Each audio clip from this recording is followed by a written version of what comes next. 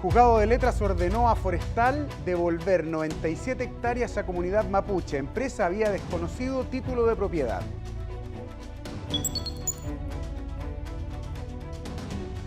Corte de Apelaciones de Concepción ordenó a ISAPRE cubrir medicamento de paciente que sufre de atrofia muscular espinal.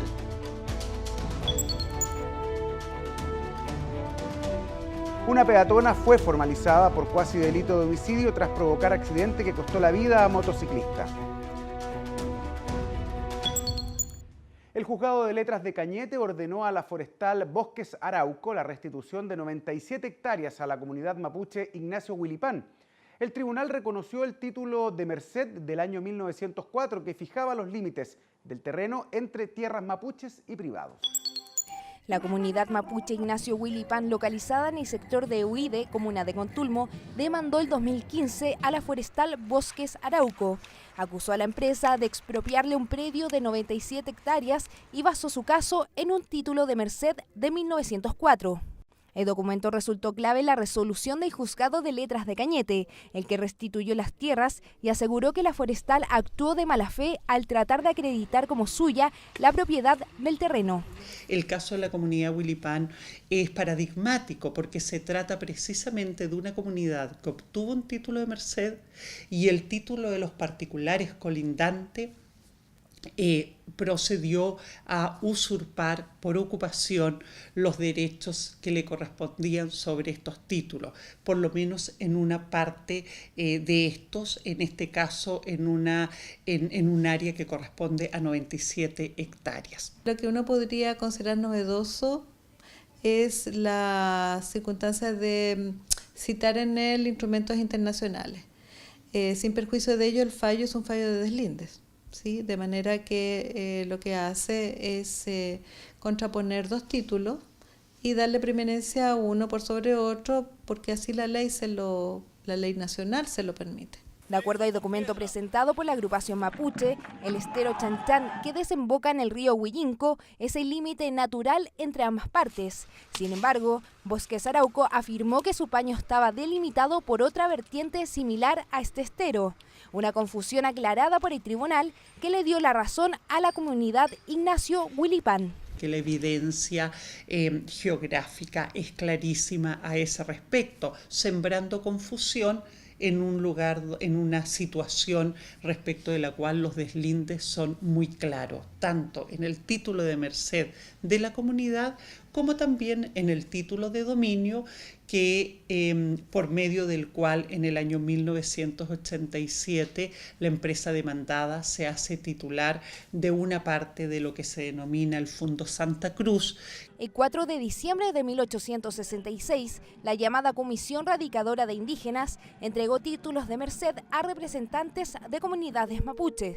La idea era terminar con el proceso de ocupación militar en la Araucanía. La justicia considera estos títulos imprescriptibles, por lo que el documento entregado por la comunidad, que data de 1904, tiene plena vigencia. Este es un artículo que es la piedra angular del convenio 169, como ha señalado la OIT, que reconoce no solamente que reconoce los derechos de propiedad y posesión de los pueblos indígenas e insta precisamente al Estado para generar los procedimientos adecuados a efectos de salvaguardar estos derechos.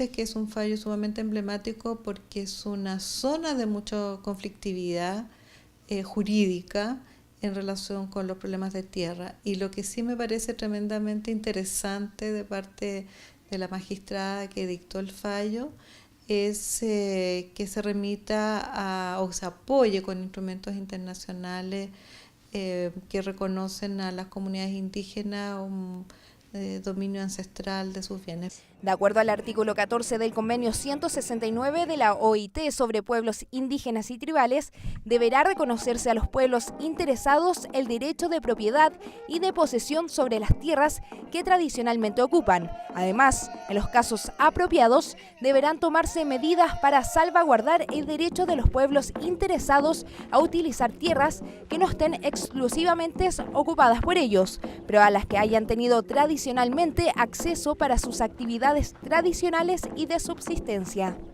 El Juzgado de Letras de Cañete, además de resolver la restitución de 97 hectáreas por parte de Bosques Arauco, ordenó a la forestal pagar con costas todo el daño al medio ambiente realizado a la comunidad por la tala de bosques nativo de la zona. Una clienta no recibió dentro del plazo estipulado los productos que había adquirido en una tienda París. Pidió que le respetaran su derecho a retractación. Sin embargo, la empresa del retail la ingresó a DICOM por el doble de dinero que ella deudaba. La Corte Suprema ratificó el fallo que ordena una indemnización a esta clienta por daño moral de 500.000 pesos. Una paisajista decidió cambiarse de ciudad junto a su familia. El viaje fue desde Santiago a Viña del Mar. Vendió todos sus muebles antiguos y compró diversos artículos en la tienda París, entre ellos un juego de cocina completo, artefactos eléctricos, lavadora, refrigerador, hervidor y otros productos, por los que pagó 625.637 pesos. El pago incluía el flete de estos productos y la fecha de entrega convenida fue el 20 de noviembre de 2007. Le llegan aproximadamente la mitad de esos productos de cocina y luego de más de un mes le llegan el resto de los productos de cocina. En el intertanto, entre el periodo de la compra y el periodo en que le llegan atrasados estos segundos productos, la consumidora trató de dejar sin efecto el contrato, se dejó sin efecto por parte del vendedor. Sin embargo, igualmente se le cargó a su tarjeta de crédito de la casa comercial toda la compra e incluso una suma mayor aún. Por esa misma razón se estimó que había incumplido el contrato y termina enviando la casa comercial a la consumidora al boletín comercial, y esos son los hechos que motivan la presente causa. La empresa, lejos de dar una explicación o una solución, ingresó a la profesional a DICOM por la deuda de los productos que ella ya no quería recibir. El actuar negligente de la empresa es realmente insólito, en la medida de que es tan evidente. Si a mí me ofrecen que algo va a llegar X día, tiene que estar ese día. No puede llegar un mes después y la mitad de las cosas. Por lo tanto, lo primero que uno espera de una empresa es que reconozca que cometió un error y repare directamente al consumidor. De lo contrario, el consumidor siempre tiene herramientas. Una de las herramientas es el Servicio Nacional del Consumidor o una asociación de consumidores, y la otra es recurrir directamente a un juzgado de policía local. En primera instancia, el caso llegó al juzgado de policía local de Viña del Mar, pero al pasar más de 10 días debió recurrir a los tribunales civiles. La afectada pidió una indemnización por daño emergente de 10 millones de pesos y por concepto de daño moral 30 millones de pesos, en vista de que la empresa la dejó sin posibilidad de emitir cheques, bloqueada de todo el sistema financiero, sin opción a ningún crédito ni nada similar durante al menos 5 años. Alegaba además los costos en los que incurrió por su defensa. Determina el tribunal que no hubo prueba sobre el daño emergente y en consecuencia en este caso, como no hubo prueba sobre el particular, tuvo que ser rechazado. Y sobre el daño moral, el tribunal de primera instancia, luego, y esta sentencia fue luego ratificada por el tribunal de segunda instancia y por la Corte Suprema, determina que solamente pudo probar las molestias que se le causó por haber sido colocada en el boletín comercial a través de una prueba de testigos, y solamente en virtud de esa prueba de testigos, el tribunal estimó que la valoración que le cabía a ese daño moral era de 500.000 pesos. Finalmente, el Tribunal Civil falló a favor de la clienta solo por daño moral, por lo que ordenó el pago de los 500.000 pesos. No pudo acreditar todos los problemas por los que pasó al ser ingresada a DICOM debido a falta de pruebas. Hoy día que las empresas quieren dar énfasis al comercio electrónico, obviamente que tienen que cumplir con los plazos de entrega. Lo estamos viendo ahora estos días con el Cyber Monday, que la gente, vamos a ver qué pasa, cuando la gente compró ahora, vamos a ver qué pasa si en 10 días, en 8 días, no sé, le van a entregar su mercadería. Pero lo que las personas tienen que tener absolutamente claro, que los derechos del consumidor son iguales para el comercio electrónico que para la compra presencial.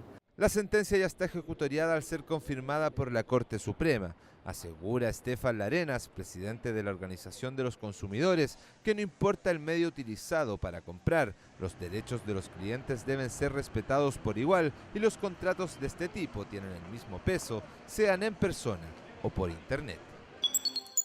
9 meses después del atentado contra Augusto Pinochet en el Cajón del Maipo en el año 1986, 12 miembros del Frente Patriótico Manuel Rodríguez fueron asesinados. Por casi 20 años el hecho fue catalogado como un enfrentamiento, hasta que la justicia determinó que fueron acribillados por la policía secreta del régimen. En el siguiente fallo histórico revisamos la Operación Albania, o también denominada Matanza de Corpus Christi. El atentado contra Augusto Pinochet intensificó la represión durante los días y meses que siguieron. Junio de 1987 fue el mes escogido por miembros de la CNI para vengar el fallido ataque al dictador.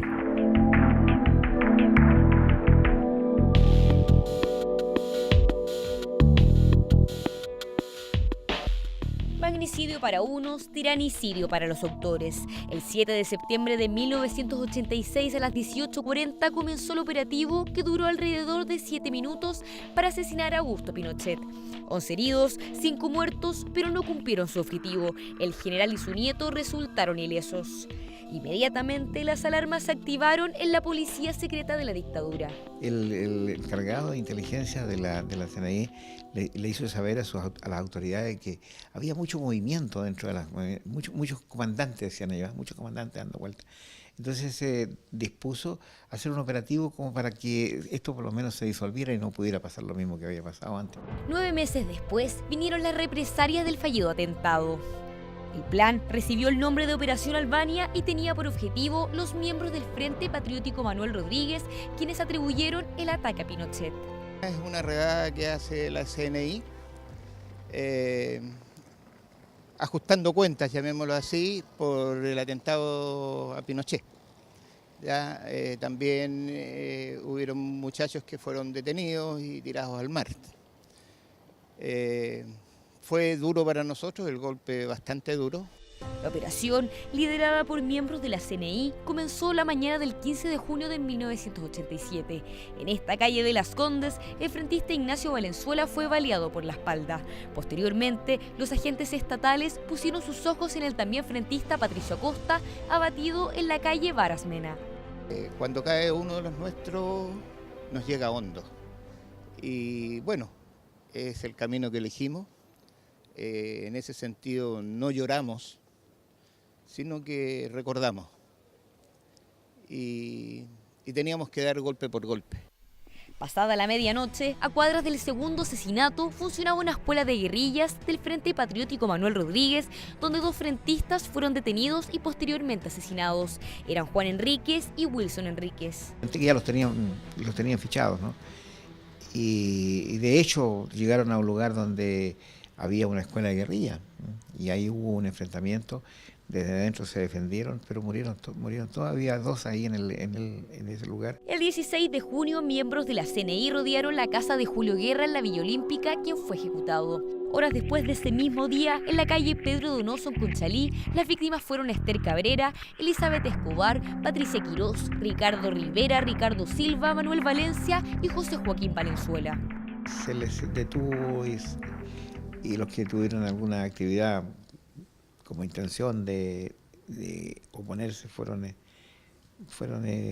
ultimados en el mismo lugar. Entonces, al final, los detenidos, los que estaban presos, que eran 7, parece, los llevaron a un lugar que tenían ellos vigilado, como era donde la gente del frente se reunía, y ellos lo tenían visto, cortaron las cadenas, lo echaron ahí y los masacraron. A casi 30 años de la Operación Albania, el ministro en visita, Hugo Dolmetsch, califica la causa como emblemática. En primera instancia, el caso fue visto por la justicia militar y, al tiempo, fue sobreseída definitivamente, ya que las autoridades hicieron público que los 12 frentistas murieron en enfrentamientos. Y en el momento en que la justicia militar había sobreseído definitivamente la causa, se envió a la Corte Suprema y la Corte Suprema revocó aquello, abrió la causa, la reabrió y designó ministro en visita a un ministro de la Corte Marcial. En 1998, el actual ministro de la Corte Suprema, Hugo Dolmetsch, era ministro civil de la Corte Marcial y al ser el más joven de los magistrados, lo designaron a cargo de la Operación Albania o Matanza de Corpus Christi. Y después ya le cambiamos la competencia y se volvió a la justicia civil y allí logramos en definitiva aclarar bien que había sido una actuación de las fuerzas policiales. En enero de 2005, el ministro Dolmetsch, en un fallo de más de 300 hojas, condenó a 15 miembros de la CNI de los 26 procesados, entre ellos al exdirector de la cúpula, Hugo Salas Wenzel, a cadena perpetua por el homicidio simple y calificado, y el mayor Álvaro Corbalán a una pena de 15 años y un día. Y bueno, lo quisieron hacer pasar por otra cosa, no por un exterminio. Pero la justicia determinó en realidad que fueron masacrados y torturados. El 28 de diciembre de 2005, la 9ª Sala de la Corte de Apelaciones de Santiago confirmó las condenas a los responsables de la muerte de los 12 rodriguistas. En agosto de 2007, la 2ª Sala del Máximo Tribunal confirmó el presidio perpetuo del general Salas.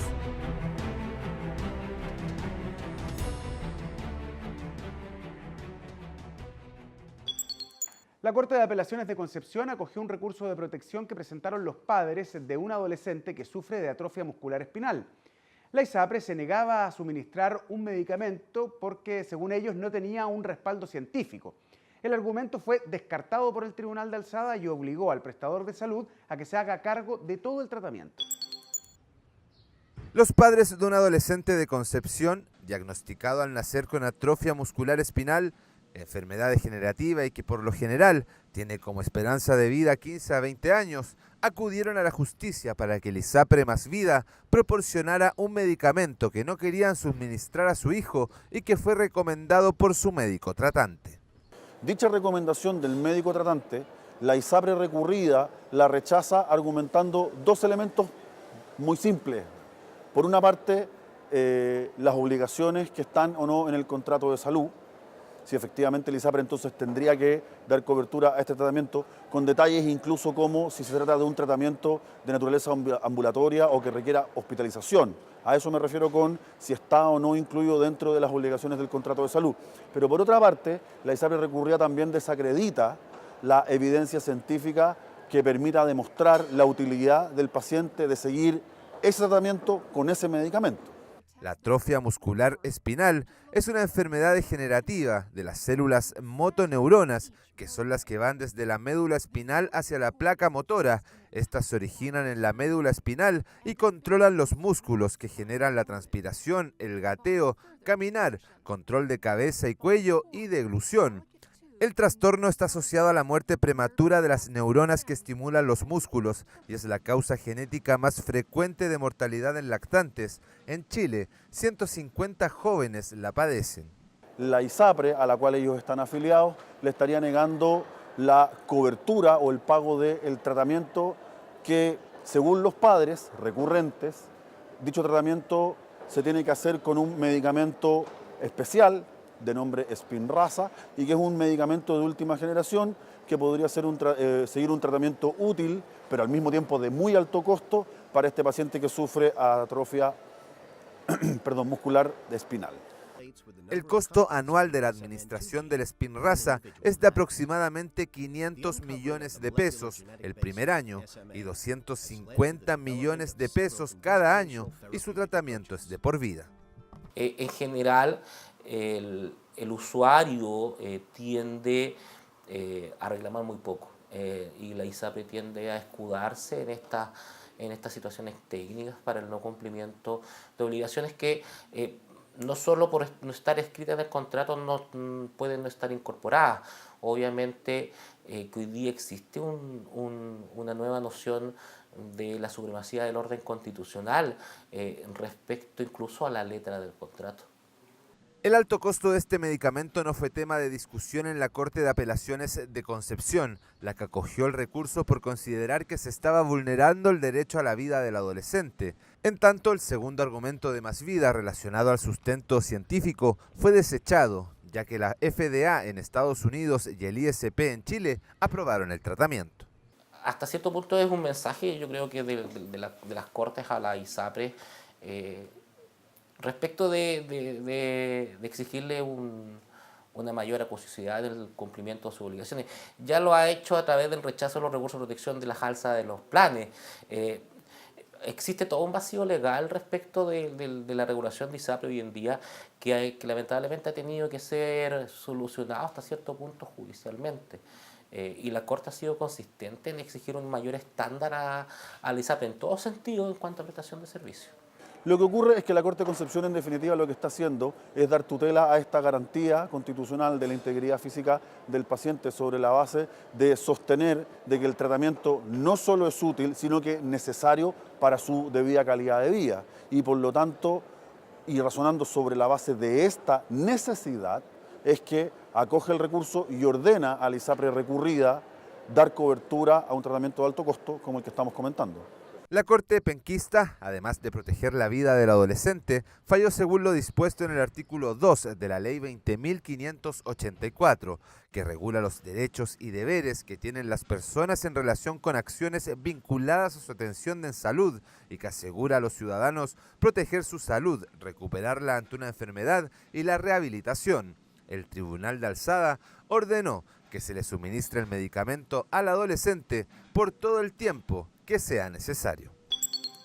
Una peatona fue formalizada por cuasi delito de homicidio por su responsabilidad en un accidente de tránsito. Ella cruzó sorpresivamente la calle en estado de ebriedad, provocando que un motociclista perdiera el control de su vehículo y falleciera producto de este accidente. Durante el 2017, según cifras de la CONACET, hubo 560 accidentes de tránsito provocados por la imprudencia de un peatón, donde 28 de ellos terminaron con una o más personas muertas. Este es el caso de una peatona en Osorno, quien fue formalizada por cuasi delito de homicidio por cruzar de forma sorpresiva la calle en un evidente estado de ebriedad. Al transitar por un lugar no delimitado para el tránsito peatonal, la mujer provocó que un motociclista de 25 años falleciera al tratar de esquivarla.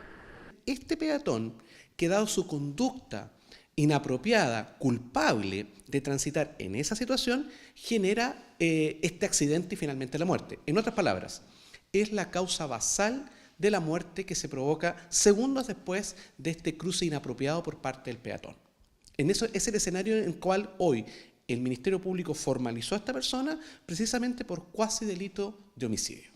Es primera vez que un peatón es formalizado por un accidente vial, un hecho inédito en el país, pese a que el 2017 hubo 1.214 casos de peatones que provocaron siniestros por cruces de calzada sorpresivos o descuidados y 560 por cruzar la vía de forma imprudente. La imprudencia del peatón es la principal causa de fallecidos en siniestros viales. Corresponde un 65,5% del total de los siniestros viales producidos. Recordemos también que el peatón en general, más allá de su imprudencia o no, corresponde a un 36% de las víctimas totales fatales en siniestros viales el 2017.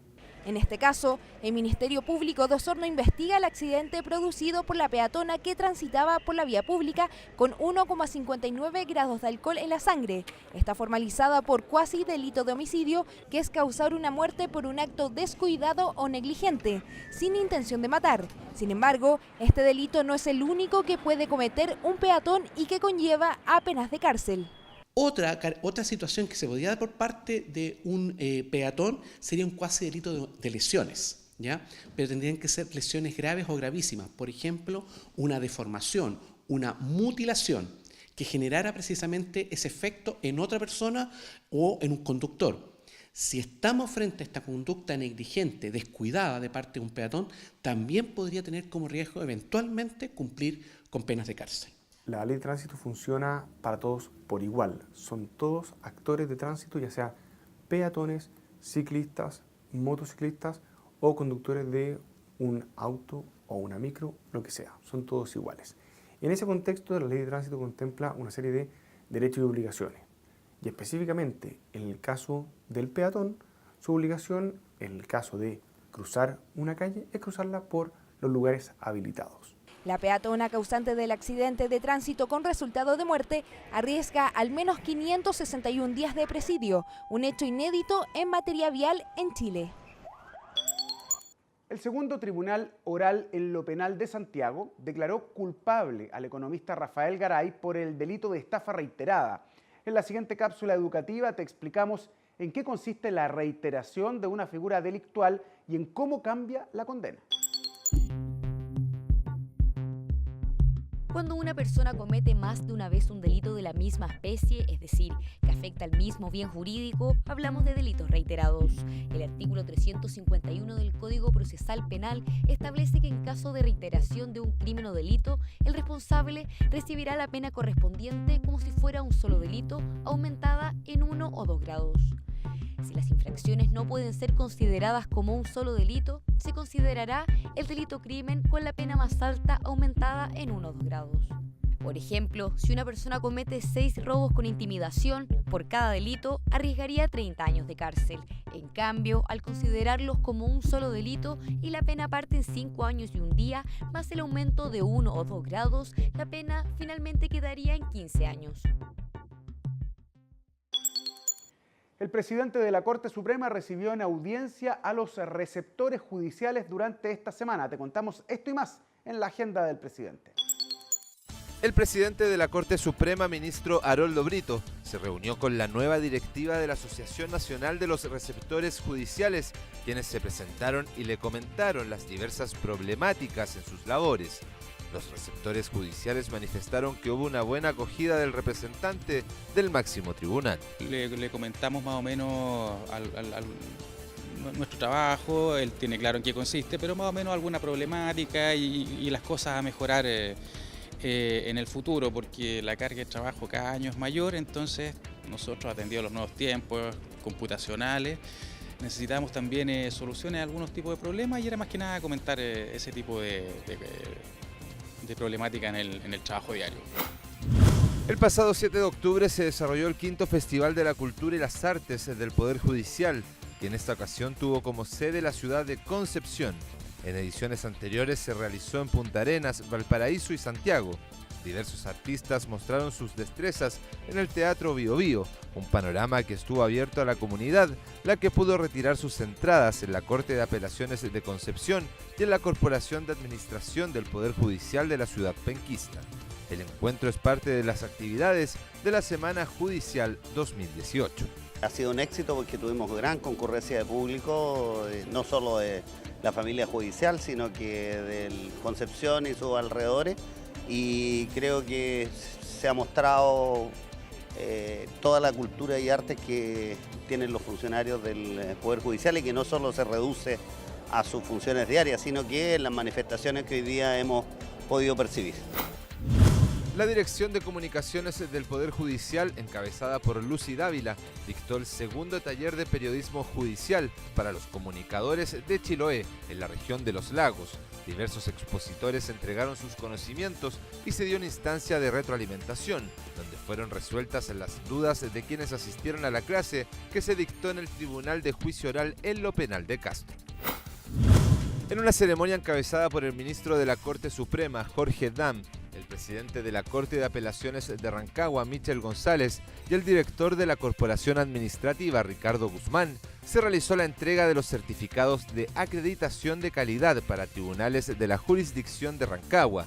16 de los 25 tribunales repartidos en esa judicatura se encuentran acreditados por el Poder Judicial en cuanto a la gestión de tribunales, lo que da beneficios directos a los usuarios como también a los mismos funcionarios. Una satisfacción tremenda. Cuando se llamó al concurso de acreditación de los tribunales, nos imaginamos que iban a ser muchos los tribunales que iban a postular. Nosotros nos comprometimos el 100% de los tribunales a postular a acreditarnos, porque estimamos que efectivamente la calidad es algo que le tenemos que entregar a los ciudadanos y cuando nos señalan que esta ceremonia se iba a realizar en Rancagua, para nosotros fue una muy buena noticia. En todas las regiones del país se había desarrollado y solo faltaba la metropolitana. Las mesas de trabajo interinstitucionales del Sename ya fueron completamente conformadas. En Santiago hay 2 sedes, una en la Judicatura de San Miguel y otra en Santiago. Tocaron en definitiva cuáles son algunos de los principales problemas que tenemos como para empezar a trabajar en conjunto para ir resolviéndolo, como pueden ser la lista de espera, como pueden ser algunas necesidades especiales de algunos niños que están en residencia y así otros. Y nos hemos planteado la forma de trabajar hacia adelante con los distintos actores que participamos de esta mesa. La misión de esta mesa es mejorar la coordinación y el trabajo en conjunto para ir superando la gran cantidad de problemas que tiene el sistema en la actualidad con respecto a los niños, niñas y adolescentes. Hasta acá la revisión de las noticias de esta edición del informativo del canal del Poder Judicial. Nos despedimos como siempre invitándolos a que revisen todas nuestras plataformas digitales, en especial el sitio web www.poderjudicialtv.cl.